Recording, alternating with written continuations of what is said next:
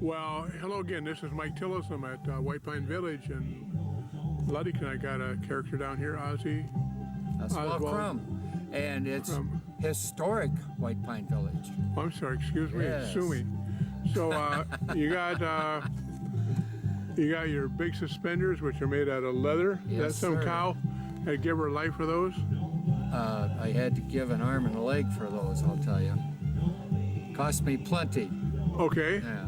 But they're unimportant. My hair is more important. Yeah, you got a. Is that a rabbit skin cat or is that a regular? Well, A cat. Almost everybody thinks of Daniel Boone. And Daniel Boone had what kind of a hat? Coonskin. Cat, I thought. Raccoon. Oh, raccoon. And That's I why they told call them- it a coonskin hat. That's right. Otherwise they would've And then called it a I asked house the cat. children, I said, does the tail have distinctive stripes? Because raccoons have distinctive stripes. Rings. They have Yes, 7 well, rings. this one doesn't, so it's not raccoon. I knew that. And then Too late. I give them some hints. It's in the dog family. Raccoon? No, we already discounted that. Fox is a good one, but it's bigger than a fox, Wolf? smaller than a wolf. Oh, Cougar. coyote. No, that's It is cat. a coyote. Coyote. Yes, and if And they cougar's didn't a get it cat. then, people of a certain age will remember the Roadrunner cartoon. Yes. Well, yeah. And the bad guy there was Wiley. Yes, the coyote. Yes, and I have another hat, which is coyote, but it's the whole animal with the head up here and the body comes way down here. But I only wear that in the winter. Yeah. Are you This part is- Native American? This is my summer hat. No, I'm not part Native American, but I have Native American friends. So Well, I'll be down. Now, we got with us, what is your name, sir? Joe Foster. Joe Foster? Yes. From Luddican? No, from South Haven. South You Haven. told me that. Yep. We have. Becky, Hey, They where you know from, me. Becky? I'm from your house. That would be my wife. yeah. So tell me a tale or two. Well, okay. Michigan no longer has justices of the peace, nor do we have constables. They did away with them. But there are places in the United States, such as Texas, they still have them. And back in Michigan, when we had them, good old Ossie ran for Justice of the Peace, an elected position. As a matter of fact, today, as we do this interview, it is election day, and I see you two have voted. We have the sticker, yes. Yes. Well, you have a sticker. You got it maybe without voting. No, we voted. Oh, they guarded. Okay. They're careful. So, there was another man running against good old Ossie, and the opponent actually got 3 more votes than there were registered voters. That Terrible. Sounds rigged. But Ossie still won. Sounds like Chicago. Ossie still won. Because you had 4 more. Yes. Yes. I used to have a pet. Horse. Not horse, but Horace. Horace. Yes. A pet cougar. Tracked him for 15 miles. The cougar looked back and he saw who it was and he gave up. Wow. And had an iron collar for him and had a chain as his lead. But Horace's life got pretty old and he's no longer with us. No. Well, how long were you JP? 2 years. Quite a while. Put him Yep. in jail? Well, yes, and if you were at White Pine Village, we have a jail here. Have you Yes, seen it's it? in the basement. Yes, and if you go to Mason County's current courthouse, because that's where the jail is here, is in the courthouse, the jail is in the basement. And there's a turret up the southwest corner that takes a circular stairway from the jail to the judge. We no longer use it anymore because we have too many in jail. We had to Maybe build a not new- enough. We built a bigger one. Yes. And good old Ossie can't talk much about his wife because he's not politically correct. He's of the old days when Mama had to do all the work, and she did. One of the pictures painted of me is of me sharpening my axe. Here's my axe, Is it carried sharp? on my back. Big grinding stone that has about this big around, has a crank on it, and it sits in a bath of water, and a stool like this that I can sit and put my axe on it and grind it while my wife does the work on turning the stone. My dad's had two hand pedals on it. Some kind. Pedals on it. So you said you had an axe to grind, huh? She Ah, I had had to an sit axe to there and grind. do all the work. Well, She had an extra. Yeah. He just held it. they say that Ossie was born with an axe in his hand, but it's not really true. Good old Ossie got it as a babe, but he always carries his axe, even when Mrs. Crumb is not around. He fishes and hunts with his axe, but he doesn't tell anybody how he does it. Ossie doesn't go for firearms, so he uses his axe. So it's Did he ever have like competition with axes? no, it's a working axe. It's been a good old axe for a long time. Oh yeah. Old Ossie has only had to change the handle 3 times and the head once. That's pretty, because Yeah. they come But loose when they get dried I know out, I've heard right? you. I've heard that joke before. Yeah, you heard that joke, huh? Well, Gets other around. people probably use the same joke. You know? Yeah, right. Yeah, So we had to change the handle 3 times and the head twice. once. Once. Changed it I was just once. checking to see if you remembered. Yeah. Oh yes, I knew what you said, yes. but you could have changed it. You could have modified yes. it a little bit. So I invite all your viewers to come out to historic White Pine Village here in Ludington, Michigan. We have 30 buildings here, all from the county of Mason. Some are representing the original building because we couldn't get the original building, as in our hardware store. The family still has the building. And we made a building that looks exactly like it, and everything that was in it is in our building. So, but most of the buildings have been picked up and brought here. The one that came the least distance was our courthouse, which was just down the road from here, and was in the original seat of the county. Now I'm going to stop for a second. Very good. There's a old church up there. Tell me about the old Lutheran church Well, or Dutch Reformed, whatever. It's referred to as the chapel, and even though there are tombstones up there, we've never held a funeral there, but we've held many weddings. And well, you know, the longest or the shortest, no. Yeah, the longest sentence in the English language is, I do. I do. You got it.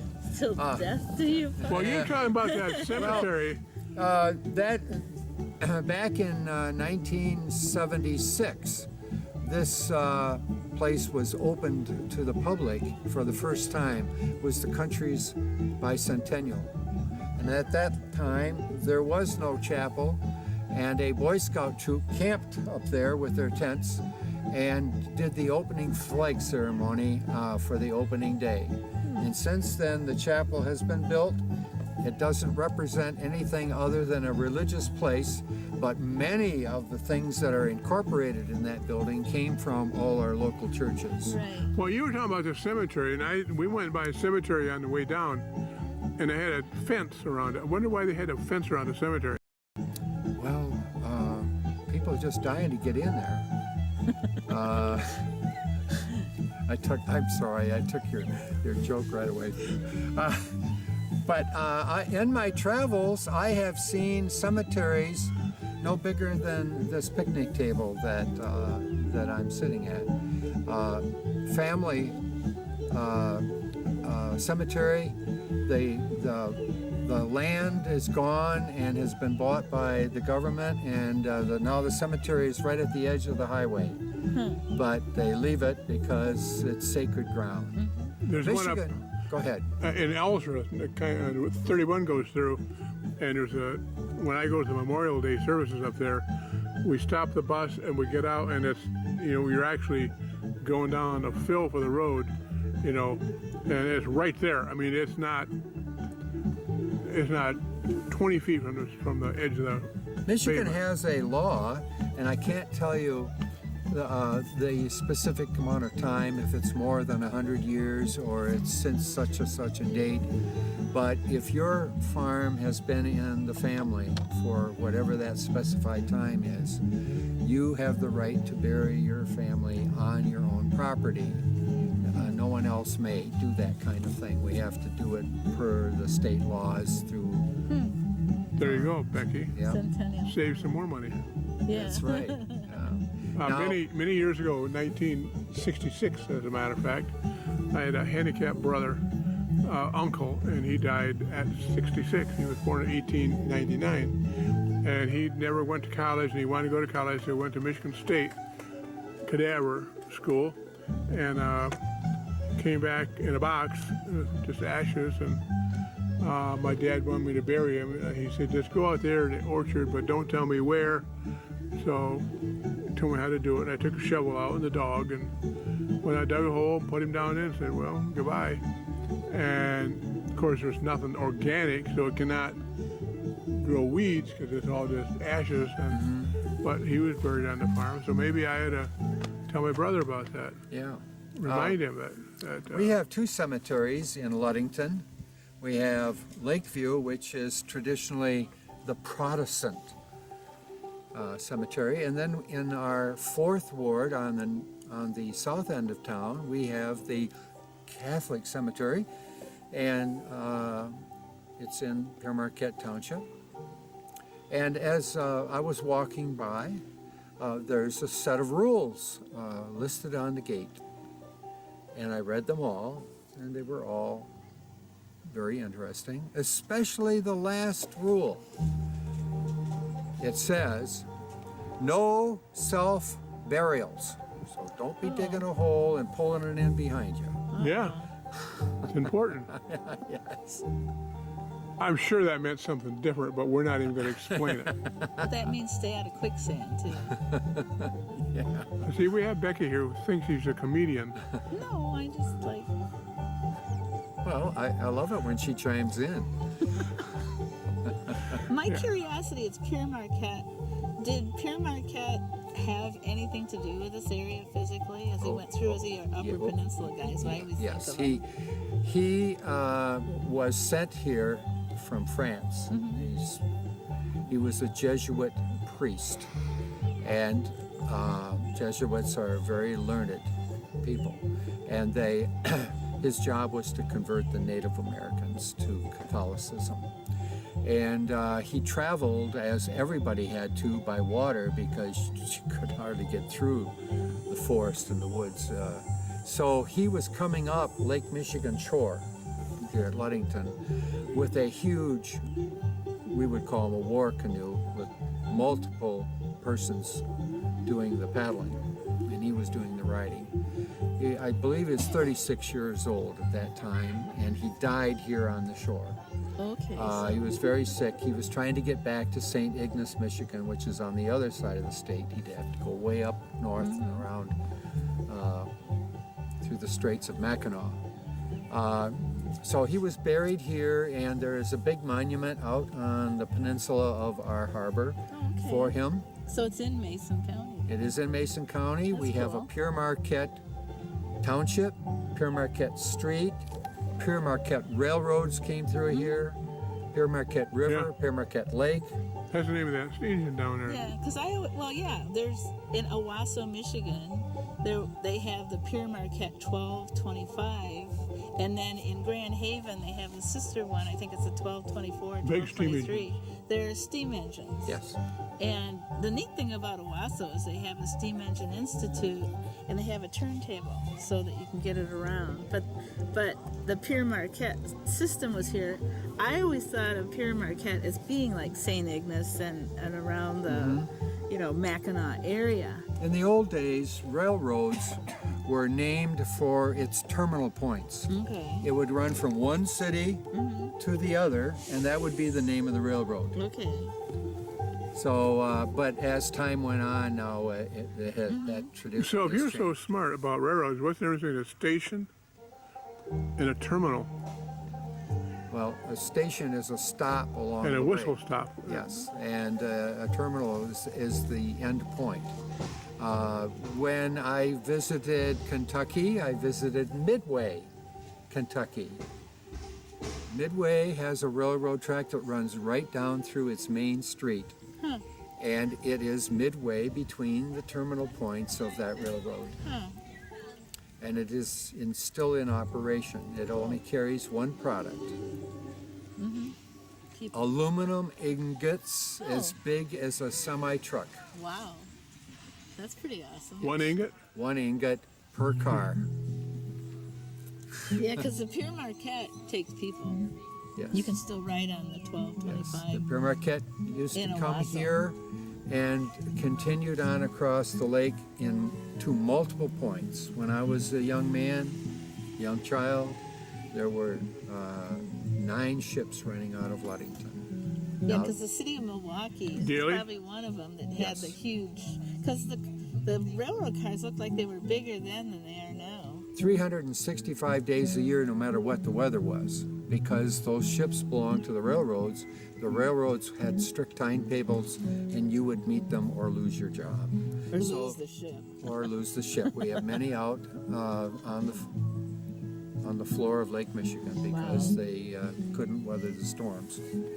Because you can go to the city of Milwaukee ship that's in Manistee, Manistee. yes. And you can still see one of those really huge cars. But it just struck me looking at it that it was actually bigger than the ones you'll see going up and down the Well, road have you now. had an opportunity to ride the Badger here in Ludington? No. Yeah, I did. Did? Okay. Yeah, it goes to It- Milwaukee. It goes to Manitowoc. Okay, what's the one that goes to Milwaukee or comes out of Milwaukee? It is coming out of Muskegon, and it's Okay. a diesel-driven catamaran. Okay, no, I was on the Badger, so maybe Okay. we went up to The, Manitowoc. the, and I, the Badger is a steam-driven, coal-fired, last of its kind. And because it goes do do do do do do do do do do and it has all night. it has 2 steam engines, 2 props taller than I am, and 4 boilers, 3 that are in operation at all times, 1 in backup, so that if something should fail on one, they can fire up the other one. They could run on 2, but they like to run on 3. Mm-hmm. I have a storm story for you. There's a local gentleman called Man Mountain. He is a taxidermist, and his father was a captain on one of our car ferries. And when father died, son had an article in the newspaper about one of his father's trips. He was coming out of Wisconsin, headed for Ludington, and a storm hit coming in from the north. And he could not continue to Ludington or the ship would swamp. And he dared not try to go back for the same reason. So he turned the ship into the storm and kept pushing forward until he got to the Manitou Islands where he could hide. And he rode out the storm and then made his way across to Michigan and then back down the shoreline. It took him 3 days to get to from Wisconsin Wow. to Ludington. Yeah, because when you go out from Leland to like or is it Big Man? I'm trying to think. It's the south one that's real big that has the lighthouse on it. And there's a really nice cove, but it's on the the side that's closest to the Michigan shoreline. And I know that there were they had a lighthouse there, so that would have helped for him to find a place even in such a bad storm. I met my neighbor, long dead, was the gentleman who installed the first radio beacons in all the lighthouses on Lake Michigan. Wow. And he pulled a little house trailer behind his car, and his whole job was to circle Lake Michigan around and around and around, servicing that equipment. Oh. Ship captains didn't like the newfangled equipment, but they soon found out, because these lighthouses would have a light and a horn. Each lighthouse had a different code for the horn and the light. Give us an example. Well, in Ludington, when I was a child, the foghorn was deep voiced, and deep voices carry the farthest. And it went B-O, B-O, B-O, B-O, B-O. Now, because we are a city of tourists, they have taken the big horn out and put a little bitty one in that doesn't carry hardly at all. They have taken out the white light and put in a green light. And it will never run unless you have a radio tuned to the right frequency and you key your mic, it'll turn on the lighthouse. So if you're out there in the dark, in the fog, and you want to know where it is, you've got to know how to turn it on. But there used to be people that lived in the lighthouses that took care of them. So let me tell you what the captains found out. They found out if they stepped outside the wheelhouse and they listened for the foghorn, the moment they heard the signal on the radio being transmitted at the very moment the foghorn turned on, It'd count. he would turn on a stopwatch, and he would count the seconds before he would hear finally the foghorn getting through. And then he could count the seconds, and he would know how far away he was. 25 seconds. How far is that? I can't tell you. 5 miles. Is it? It's like thunder and lightning. Yeah. Didn't they used to tell you when you heard 1,000 feet a thunderclap? second, so 5 seconds is 1 mile. Very good. 'Cause Were you a school teacher at one time? I did a lot of subbing, but I have a lot of miscellaneous information. Okay. My parents used to tell me about lightning, that if you see the lightning, it's already done. Because then there'd be the thunder, you know.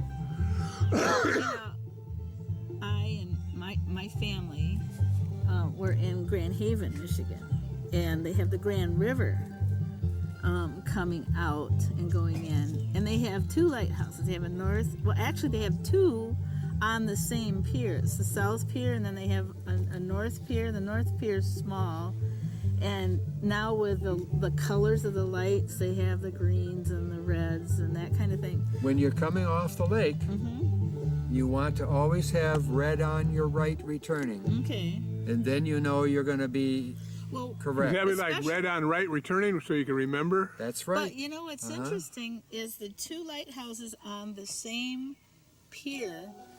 If you line them up, you can go up the Grand River. So that's why they had it. The 2 big tall lighthouses, because there's 2 different lights, and you could line them up, and then you knew even in fog you were going right down the river.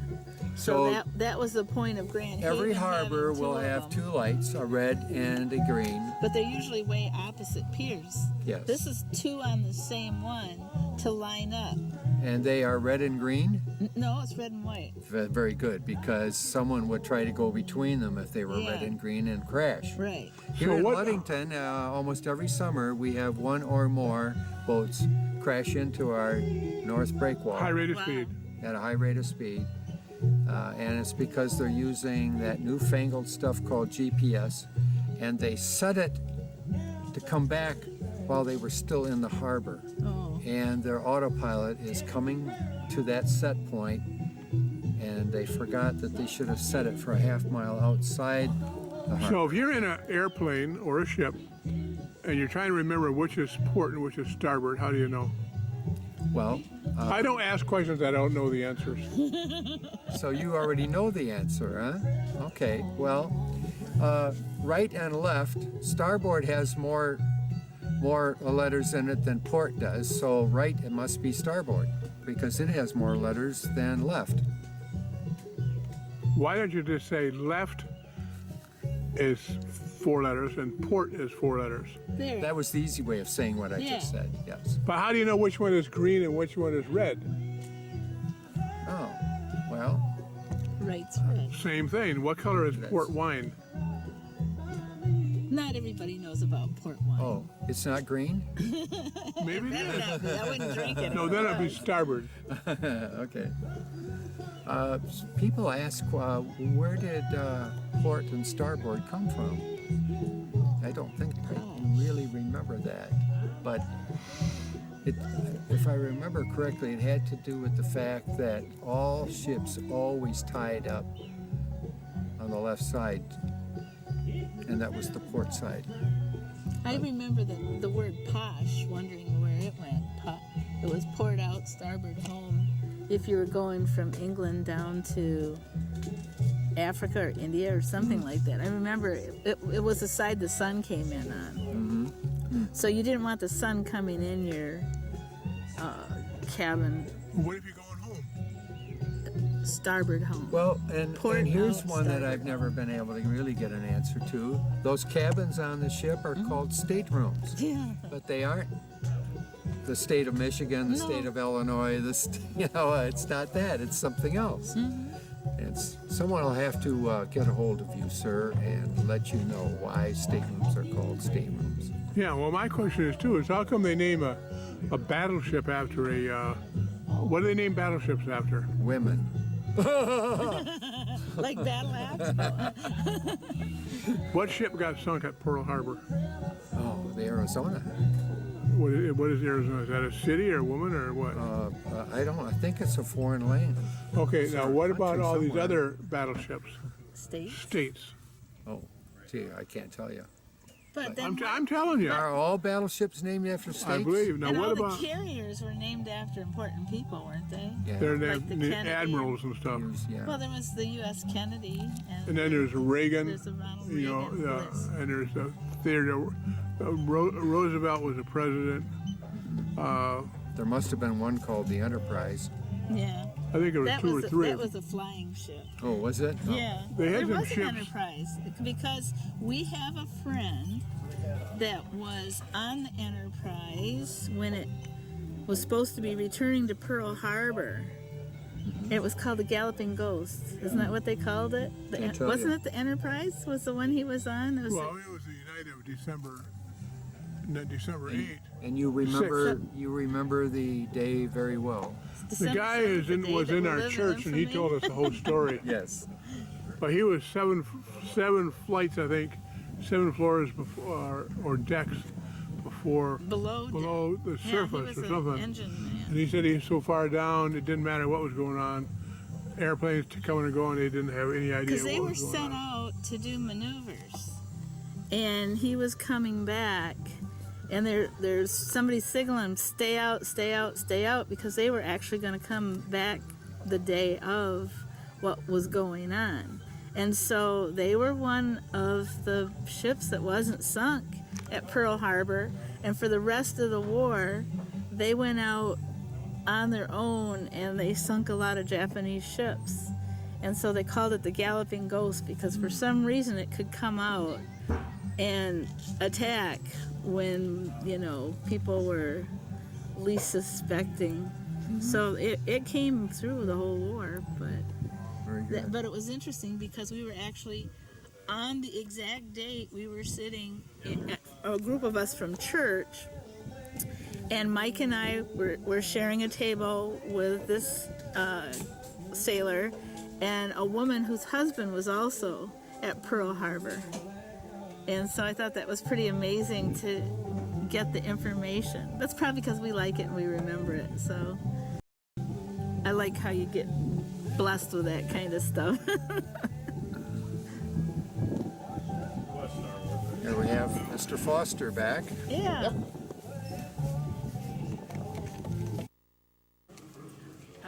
We're in front of one of the buildings. Tell me what is it and where This we're is looking. the Time Museum. The building was built just to house time stuff. And Okay. so I recently just asked the question, what's different about Roman numerals on clocks than Roman numerals anywhere else? Well, I'm going to guess the 4. What is a 4 normally? Is normally IV, isn't it? IV, yes, as in that thing you stick in your arm when you're sick. Is that what it is? Yeah, okay. But on clocks, it's 4 eyes in a row.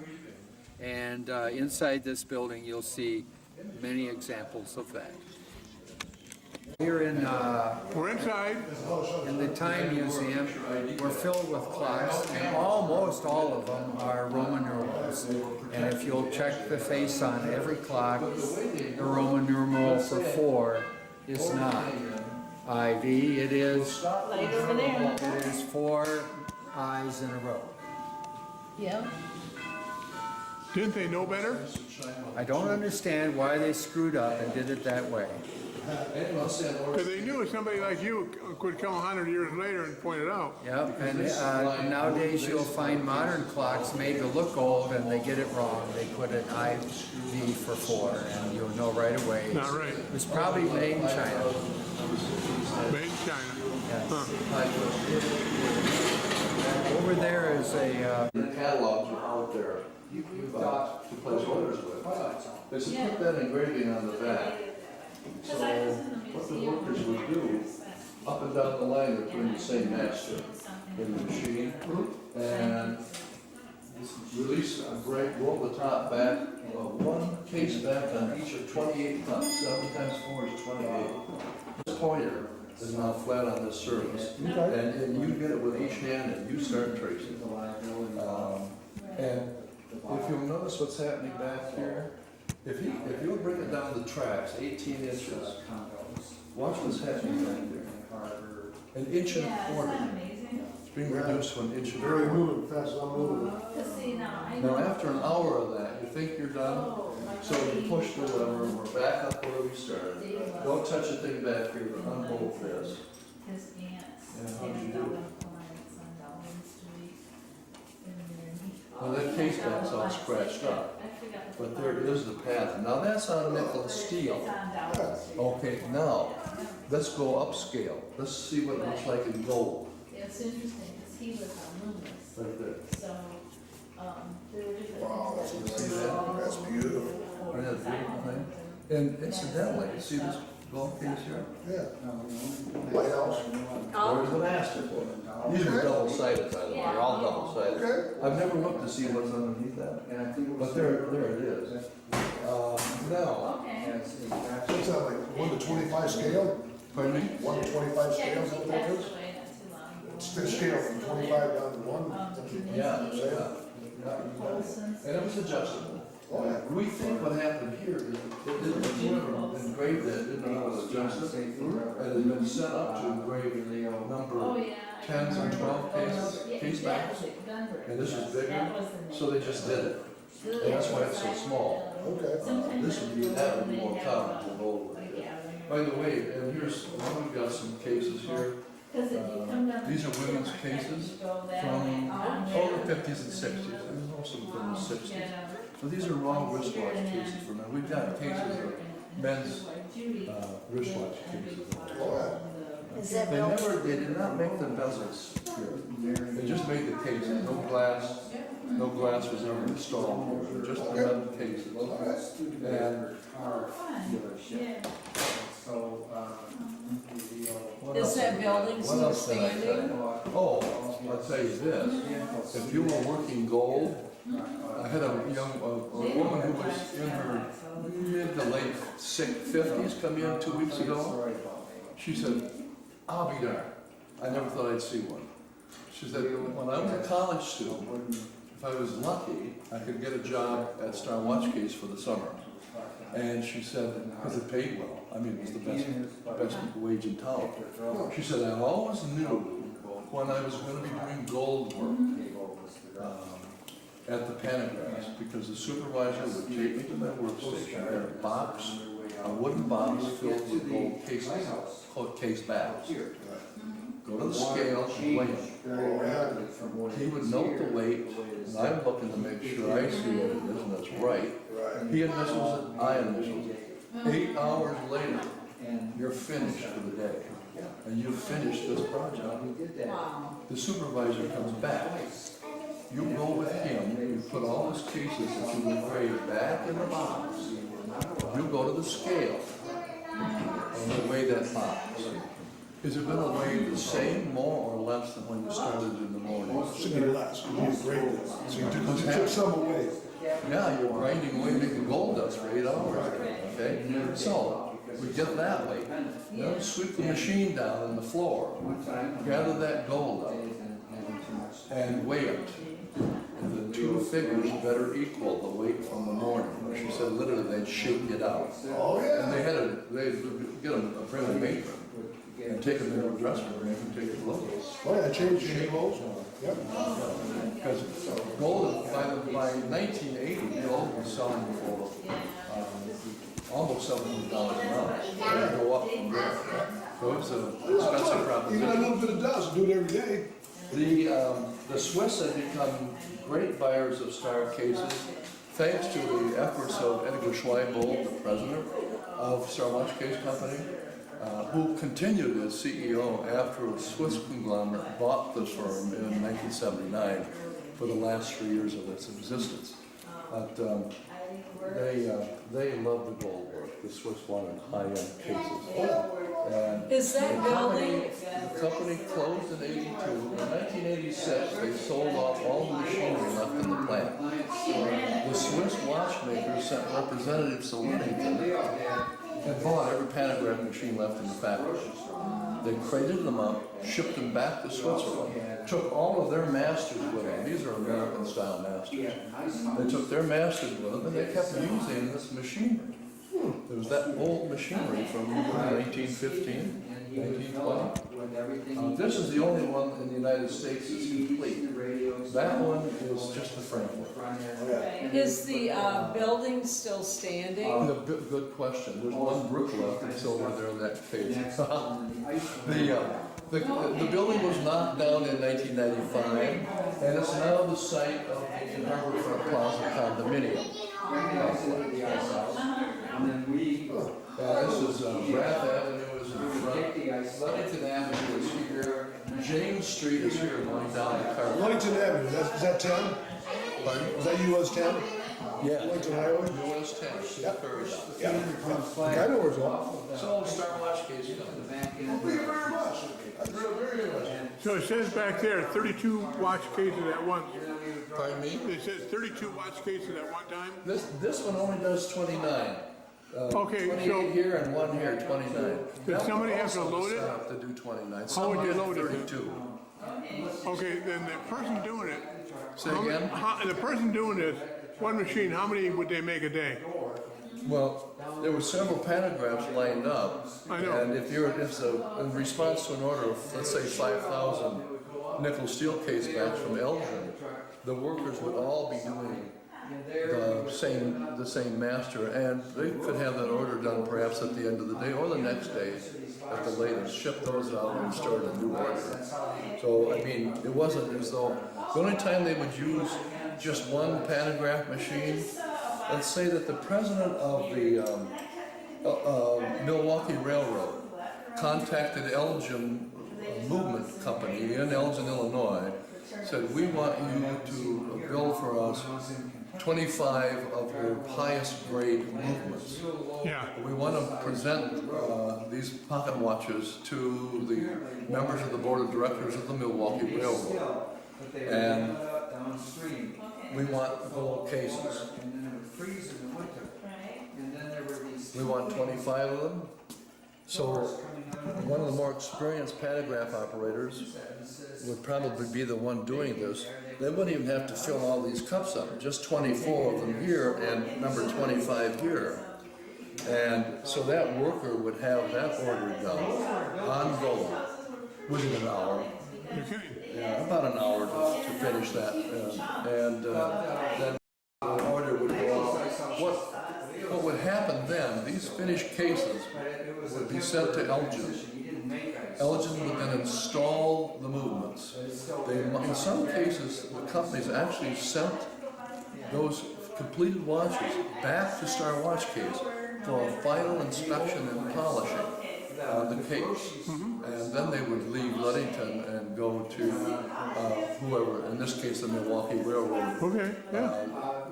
over in the I understand from being here before, they leave a little space sometimes, and they would take it to the local jeweler and say, Mr. I'm having Smith. trouble hearing you, sir, because of this conversation behind us here. So they could put their own name on the case. If you look inside cases, you'll see star, a star, stamped in many of them. Sometimes they were stamping the name of the company that was ordered, that was going to supply the movement. Oh, okay. But are stamped with the star. Okay, thank Star you. Watch Case never made a movement. I know. The Manistee Watch Company, which was created by principal owners of Star Watch Case, operated from about 1912 to 1914, and they were installing those movements in Star cases right here in Ludington. But So what do they do now? I have a watch on, but it's probably got nothing on it. What do they do now? what does who do now? Whoever makes the watches, how do they do this? It's all done now by computer. Okay. Yeah, it's all computerized. Is it just as It's good? it's like the cap you're wearing, all the beautiful embroidery. Yeah. You go into the shop where that was made, you expect to see workers working at machines and doing that engraving by hand, or the work on it. No, they go to a computer, put a chip in it, put the card in to do that work, and then push go. Those machines without a human being around. And the All that product embroidery is, work. the quality, is it just as good? Say again? Is the quality just as good? I think so. Yeah, Okay. I think so. It Okay. may be better in some cases. Yeah, okay, thank you. You Closer. You're going to explain to me some more about that. Oh, I told you it. The only thing I know about it See, is there's one that, right behind you there. the Roman numerals on a clock are different than Roman numerals anywhere else. On a Yeah. clock, the 4 is not IV, but it is, as on the clock behind me, is 4 days you will find with Roman numerals, and they get it wrong because they're probably made in China. Yeah, but there's 1 in 1,000 care. Nobody cares. No, That's the nobody point. cares but you and me, and probably not even you. Well, yeah. So, did you talk to the gentleman about the pantograph? Here, the advertising dial for each of those dials has a Roman rather than Arabic numeral on it. Yeah, And the question is, why isn't the number 4 an IV rather than 4? And in the early ones, they were that way. But then they switched over to the 4. okay. Because to be correct, number 6 is V1. Then you'll see, by the 20th century, dials begin to reflect the Arabic numerals.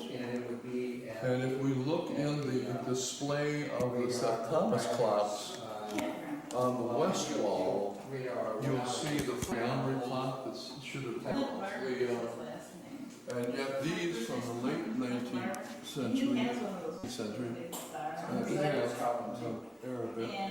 This one is the oldest. This is from 1832-35, a wooden dial with the Roman numerals on. More Roman.